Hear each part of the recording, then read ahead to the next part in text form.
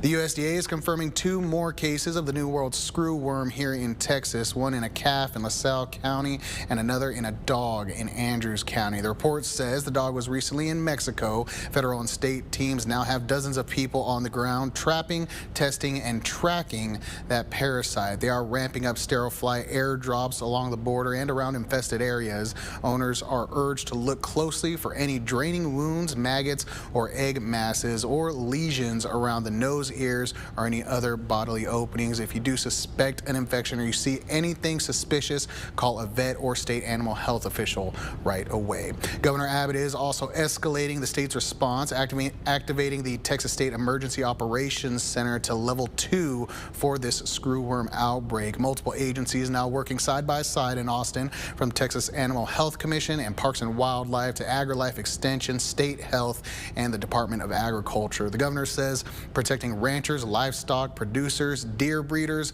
and the entire Texas economy from this pest is a top priority.